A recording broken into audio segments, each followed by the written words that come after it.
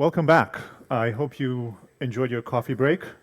Now we're going to move on with our program. And for that, I would like to introduce Petr Baldrian. He's the president of the Czech Academy of Sciences. He will introduce a panel to discuss how tweening and teaming can help foster brain circulation in Europe. Peter, you have the floor. Maybe just to say that I'm not, or at least not yet, the president of Czech Academy of Sciences. I'm just the president of Czech Science Foundation, a funder right. in the Sorry, Czech Republic. apologize for anyway, that. Thank you for the introduction. And let me introduce our distinguished panelists.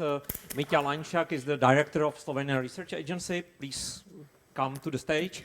Angelika Kalt has two roles. She's a vice president of Science Europe, and she will be so good to give us the opinion of Science Europe on widening. But she is also a director of Swiss National Science Foundation. And the last but not least is Maciej Žilič, the president of the board of Foundation of Polish Science. So please join me. And to start, Angelika, Science Europe is really devoted to widening, and I know that there are many actions that are devoted to this topic. And, you know, because there are participants from all over Europe, it's a playground where these topics are really intensively discussed. So what is the message from all this widening research within Science Europe, so to say? Could you inform us about how Science Europe feels about this topic? Yes, thank you very much, Peter. And so please let me take the occasion to say a few words about Science Europe and why we're here and why we're co-organizing this event with Science Business. So Science Europe is an organization of research funders and research performers all over Europe, and it has two missions. It is advocacy for science, for research, for innovation across Europe, and it's also got another task, which is to foster collaboration and foster sharing. And so this is exactly one of the activities that we're talking about here. So the activities of Science Europe in itself are already a contribution to what we're discussing today. We also have a very good representation of members coming from Eastern Europe, 15 out of 40 members, so on equal footing. So we think we are very representative for Europe. And recently the Ukraine National Science Foundation has also joined us. We're very happy with that. So we are a forum for these organizations to exchange, to discuss, to develop best practices, to share best practices, to team up with strategies, with activities, and so on. And our objective has always been, as you said it before, to kind of foster the cohesion in Europe, to make sure that we push for quality in all over Europe and that we can benefit from each other's experience. This being said, in this year, there have been a number of workshops organized by Science Europe, specifically on the topic of the experiences that had been made in the widening countries, but also in the other countries, concerning the widening initiatives of the European Union, spreading excellence, etc. So what worked, what didn't work, and so the results of these workshops, they have been summarized in a publication, in a position statement that we have published yesterday on the webpage of Science Europe. I'm very happy to give you the key points, because you were asking for messages, the key points on how to reduce disparities and foster brain circulation in Europe.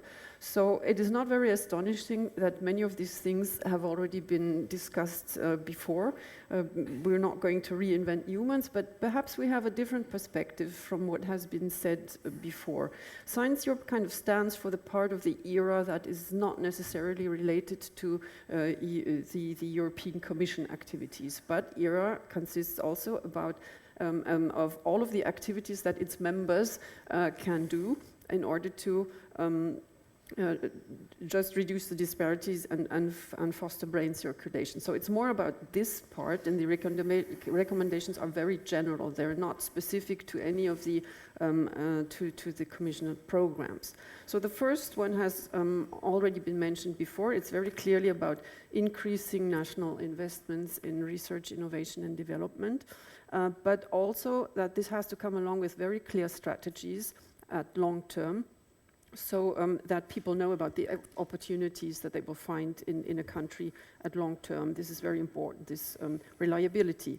And maybe not contrary to what has been said before, but as a complement, it also addresses the non-widening countries. So it also says that on the national levels, the non-widening countries should make sure they invest in the purpose of widening, in pushing for quality all over Europe. So that's the first key message or recommendation. The second one has already been touched upon before. It's about triggering the changes in research culture. So about kind of let's say the soft conditions that you can find as a researcher or innovator in a country. And so these are about, for example, very clearly communicating your values, the opportunities that people have, to have transparent merit-based selection processes and these things. And of course also what has been mentioned before by the Commissioner is to reform research assessment, the way we assess what researchers are doing and how they are performing, but also organizations. And that is the subject all over Europe. It's not only pertinent to the Eastern European country or to the widening countries. So the third recommendation is to boost key factors that attract and retain talent. That is more like on the technical level. So it is very important to have access to infrastructure. It is very important to have clear career plans, to have mobility plans, and academic freedom as one of the values is also something that came out of consultations with researchers, that this would be something very important that would retain people, for example, to stay in place or to come to a place. And then there is something that has been mentioned yesterday, I think, at the dinner. It is not only about strengthening research itself, but it's also about strengthening all of this support expertise and capacities that you have in order to build up research facilities, in order to help researchers to get grants and so on. So this is a very important point, and also to keep on training these people so that they're always at an excellent level themselves, and to provide coaching.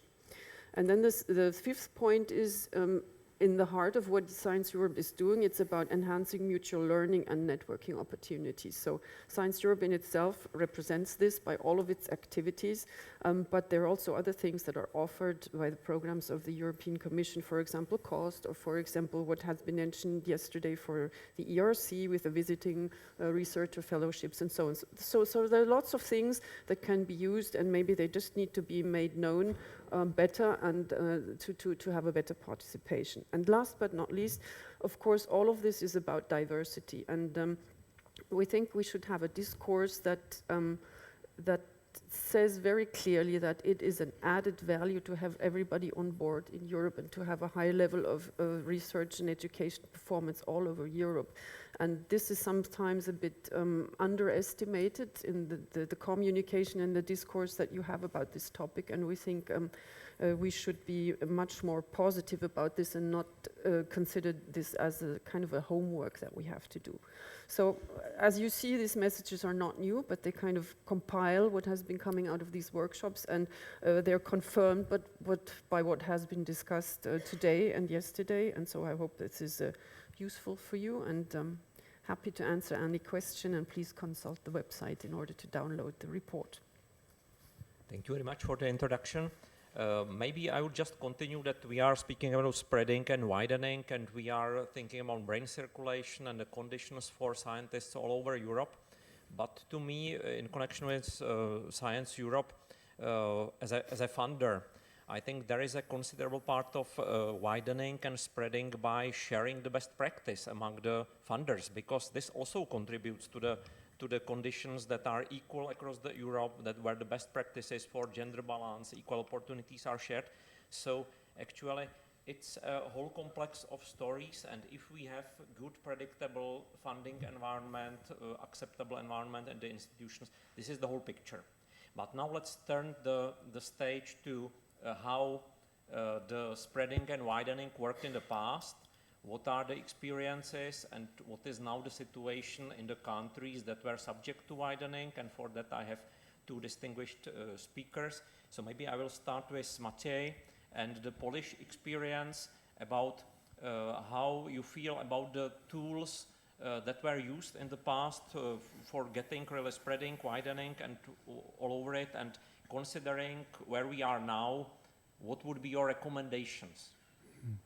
Okay, first of all, thank you very much for the invitation. We start to think about to change the habits which was before in Poland in 2013 when Max Planck and Polytechnique Lausanne and also other institutions in Europe sent it to Brussels white papers about to form high quality research centers with the representatives from the for forming these centers in EU 13, but with the help of E15, and this was something which was extremely important for us. I was at that time, and I am still a member of the Max Planck Senate. This is why I had access to this information before everything starts, and so we thought that we should build in Poland center of excellence in research just to stop brain drain. We have a tremendous, and probably all other countries in EU 13 have a similar problem, that the brain drain was really tremendous. It was, I don't know, after the accession, 2.2 million of Polish people, 30% of them with higher education, left country. And this is because there was no enough reform, there was no enough money devoted in our country. This is why, in a free country, people have to, can do what they want. And so we decided that, first of all, we are pushing mobility for scientists. That's for sure. After PhD, you need to go abroad and see how the research is done in other countries. But after this, there's this very tough decision to return. And one of the crucial things for such a young people to return is if I can do the similar high quality research in my country. And this is why we formed these centers of excellence. We formed 14 centers of excellence. We spent 126 million euro structure funds to form these centers. And 50% of our postdocs are from abroad. 30% of our leaders on those centers are from abroad. So we form conditions that people from abroad like to come and work in Poland. We have seven ERC grants and almost 20 people who are, I would say, called best scientists, which maybe I don't like this term, by this ranking published by Stanford, the best cited papers. So this was just the answer, Polish answer to brain drain which we faced. And 3 of those centers received this teaming program, and another 3 are in the pipeline for the next section. So this is how Poland react on this situation. So if you just should say it with one sentence, were the original tools to promote spreading and widening fitting the situation, or would you now think about something else? Well, I think majority of money for research comes from the structure funds for those centers. Those three which won the teaming program, those money are for the, traveling, for administration, not for research. So I would say if in a normal situation, such money from the teaming program should go also to the research. Thank you. And now, Mitja, what is the Slovenian experience? So what are the local tools to promote widening? What are the European tools that are used in Slovenia? And what is the situation? How satisfied you are with the current situation in your country? First of all, thanks for the privilege of being here. And I need to declare bias because I'm a physician, so maybe some parts of my talk will be influenced by that. Well, in Slovenia, we have a peculiar instrument that is in place for almost 40 years, that government is directly supporting PhD students. So every year we about 220 people enter this instrument, and overall we have like 900 persons that are doing that. But this translates also that we need to make sure that these PhDs get the proper job after they finish. And the absorption capacity of academia is 50%. That in translation means that 50% are somehow on the market, either for the industry or to go abroad, or to assure them the position through the instruments. And how did Slovenia perform in that? First, with regards to the European ones, we didn't perform excellently. I need to say there is only a handful of twinning projects in Slovenia, but then again there are now 2 in phase 2. And I believe this is quite important because this opens yourself to the international community. With regards to Horizon, I believe that Slovenia is well off in getting the money from Europe, but there is always but, we are not coordinators. So we are mostly parts of consortia, and this also limits your position then to be in the driver's seat and to decide and to make sure that people will come to you or will stay with you. So one more thing about the ERC grants, we are doing well for the advanced, but we are really underperforming in starting and consolidator. So this shows that we are not preparing young people to be competitive. Maybe part of the answer is because they don't go abroad so much as we would like. Maybe also due to the risk that they stay out of Slovenia, but we would like to keep them in Slovenia. So for that, we have introduced a specific instrument to do the repatriation of Slovenian scientists. For the last 3 years, there are always 12 projects available, but we can say that about 1/3 is taken. So there clearly is something that we need to do to improve the situation, how to repatriate Slovenian scientists from Europe, how to make sure that the ones that go abroad will see Slovenia as interesting enough to return, and also to attract foreign scientists. So still many challenges ahead of us, and maybe the comment whether we are happy with the situation, how the instruments are performed now, I think there is still a room of improvement, and maybe the idea should be that the EU 13 countries should harmonize themselves also to have greater role in the decision making. Thank you. So this was about the tools, but maybe let's still review this question from the position of the people that we want to invite, the young ones or the returning ones, the researchers. So What is, in your opinion, the obstacles why people don't choose to come to Slovenia or to Poland? What it can be? I just have a very fragmentary feeling because I have a colleague in Slovenia, and what she told me is that I need to start going to work in Ljubljana at 6 o'clock because otherwise the traffic is too heavy and I spend too much time commuting. So it is for her very difficult because she has a family and whatever. But this can be just one part. The game is very complex, and it's not only the strategic plans, it's also the attractivity of the country, the working conditions, the salaries.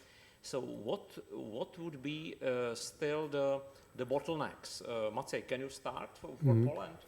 Okay, so before I will answer this question, I forgot to say that we have, besides the Centers of Excellence, we have several different programs.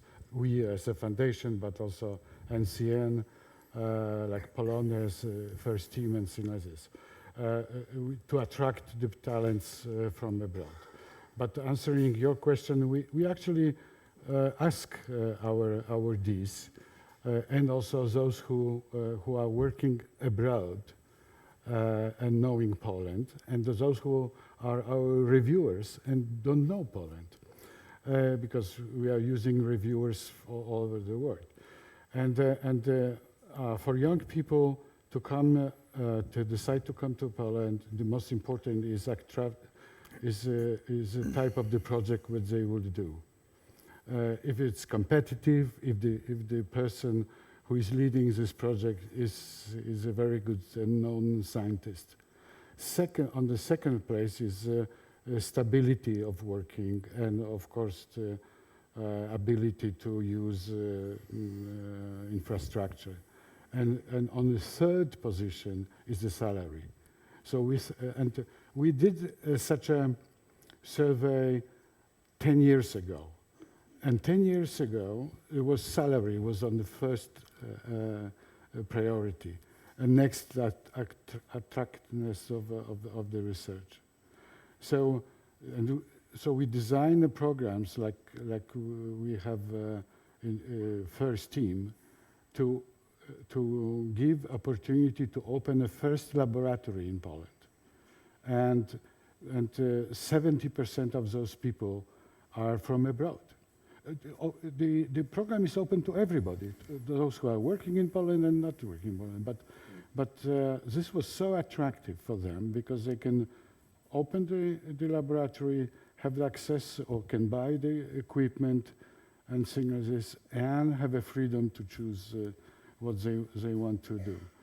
So this is the key things.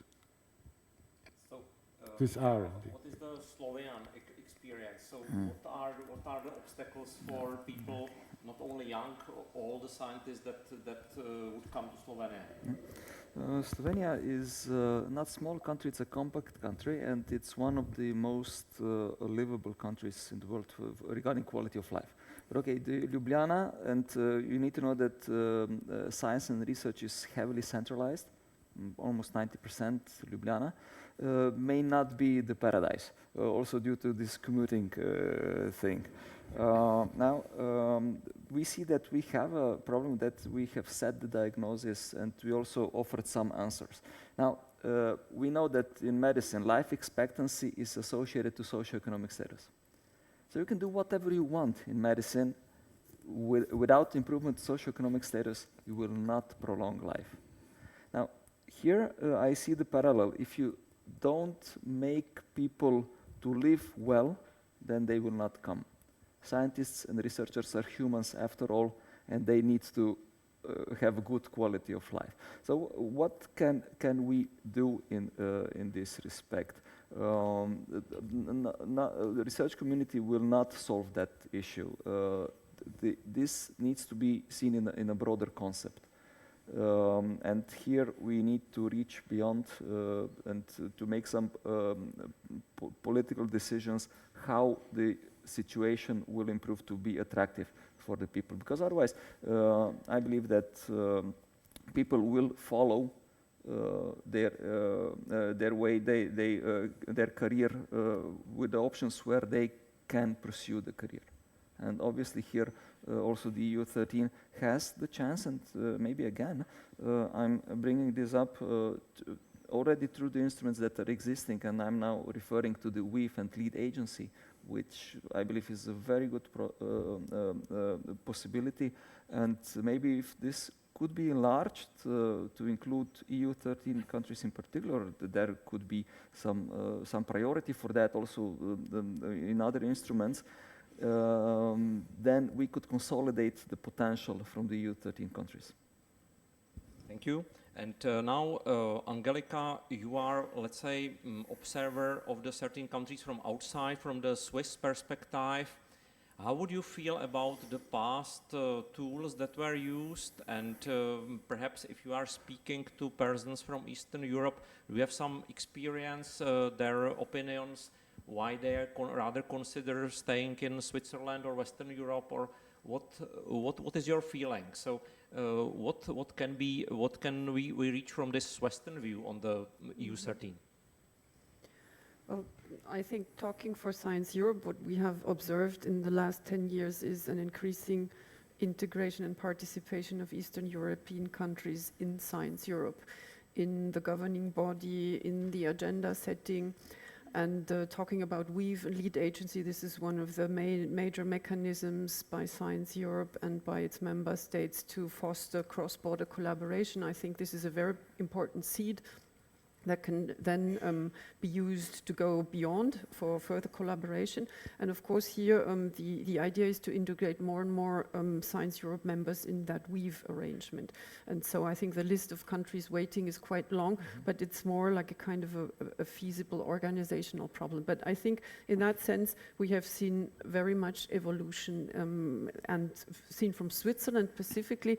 I can just say that Switzerland has always had has had widening in that sense on its agenda since the 90s. It's contributing to specific programs of the European Union, but then also the cohesion funds. It has contributed 2 times, so one time at the 90s, 2000s, and done last year. And so there's always a part of these funds that are being used then for research activities. I think we'll talk about that later as examples of what can be done. But in my view, there has been an evolution seen from outside, and a very positive one. But as has been said several times, there are certainly still things that need to be done. One more thing. I think before Poland joined the European Community, I had a grant from Switzerland, and I spent a collaboration grant between The Scopes grant. Yeah, that's right. And this was very efficient, and I would love to have a similar situation now. Upcoming. So let's go from the past to the future, or to the current situation. So currently, what do you feel as the main obstacles, and what tools would you recommend for the national level or for the European level to help spreading the excellence faster? So let's say, what would be the current main obstacles, and what would be the tools? Well, the current obstacles is still the same. The amount of money which is devoted to R&D in Poland is very, very low. Can you imagine that our whole budget for all countries, for the 130 universities, 70 Institute of Polish Academy of Sciences, and other 50 institutes, there is a 1.6 times higher than R&D budget of Stanford University. So this is really the biggest obstacle. So we need to convince politicians to put more money, and we should do this in a Saxon way. That first we need to convince people living in Poland that science is useful, and next they should convince a politician to give them more money. Yes, okay. But what about the European level? Do you have some idea how the European level can help Poland? Yeah, well, we are forming a special programs. Like in the first team, you can The first team is not only to create your own first laboratory in Poland, but also to write first or submit a first year C grant. And this is what we are doing, and asking young people to be, I would say, bold and to try to receive the grant. And if somebody grants is evaluated positively, we are extending first team for another year. So there is a bonus for those people to be involved in EU grants system. Thank you. Mitja, what would you say about the obstacles in Slovenia, and do you see any tools that can be applied? Yes, I agree with what has been said. Also in Slovenia, the proportion of GDP that is there for research and innovations, it's still too low, but the law that is now in place as of January 1st this year has very ambitious plan of increases of 0.08% per year. So in next 5 to 6 years, we should reach our target if everything goes well.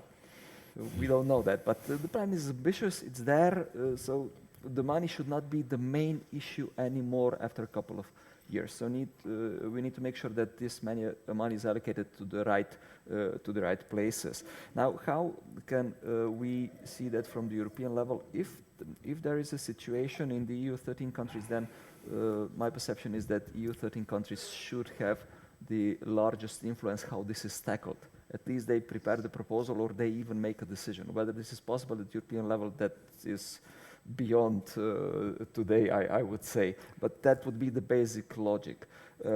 Maybe two other things that you could find as irrelevant, but I believe they are quite relevant. Maybe we could also do some crosstalk with scientific associations to help to identify where EU 13 countries are doing particularly well, and we put this on the agenda for the research.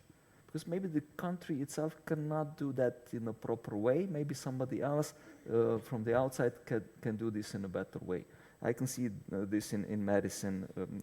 And then the second thing, it's also linked to the scientific performance of the institutions across the world.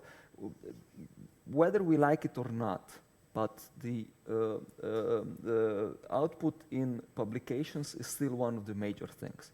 Whether you like impact factor or not, it is there. And for medicine, top 4 journals in the world are medical, so for me it's completely clear how this should go. Why don't we somehow promote establishment or growth or whatever of periodical publications from this part of the world? Because if you don't have that at home, then you need to compete elsewhere. And we know that the review process is there, it's fair, okay, but if you have the possibility, then you have the possibility, otherwise you don't. Okay, thank you. Let's move to the future, and I can use the questions that we have from the online participants to open it, because it touches mostly the future. So the first question is, how would you see the evolution of teaming and twinning actions in the future? And could we envisage even a stronger synthesis in a network of advanced R&D centers of excellence all over Europe? So Angelika, how you see the future or evolution of teaming and twinning? Okay, I can answer this question in a very large sense, not related to a specific instrument. And I think I can just tell you what worked in the past and what I think will also work in the future. So these are two examples. For example, we have already been mentioning. The Swiss National Science Foundation has set up specific collaboration programs with, at that time, Eastern European states in the framework of the cohesion funds. And so there were two types of activities. There were joint research projects, and we've evaluated them afterwards, and it turned out that the people had been collaborating beyond what was financed. They had exchanged staff and so on. So this was something that worked.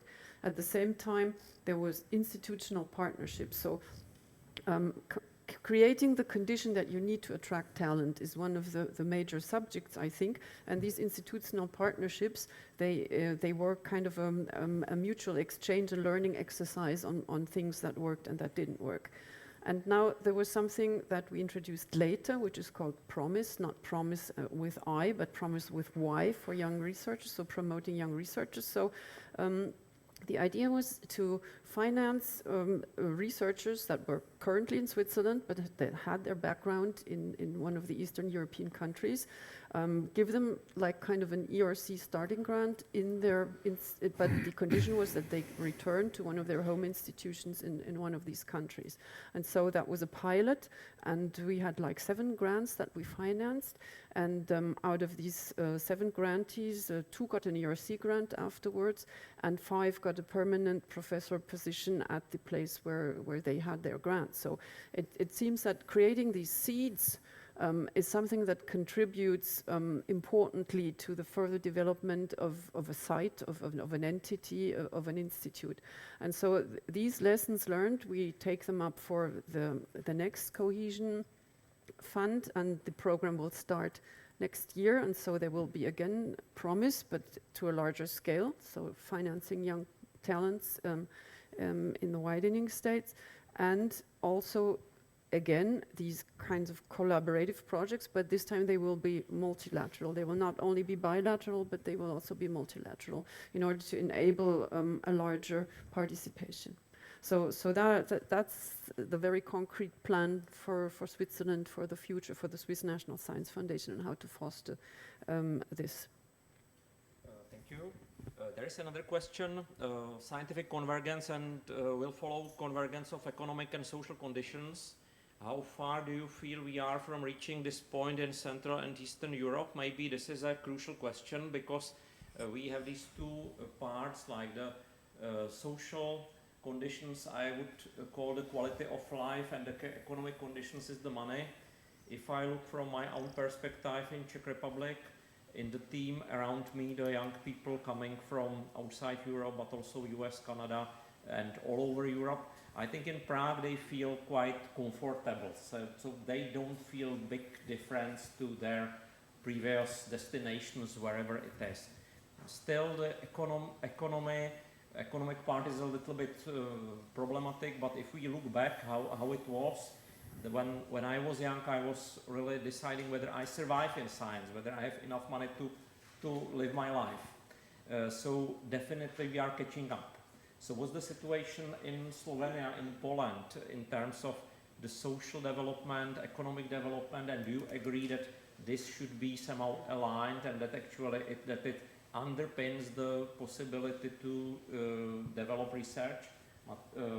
Michael. Well, I believe I have stated my case with this life expectancy socioeconomic. I think that this is crucial. Not only the salary, but also whatever is needed for your life. And commuting is one important part, and that indeed is something that is very difficult. Until you solve this situation, until you are like in Switzerland, where all the trains are very punctual, or even more, then without that you cannot really have the full steam in your research capacity. You simply cannot compete. So that is definitely a crucial step.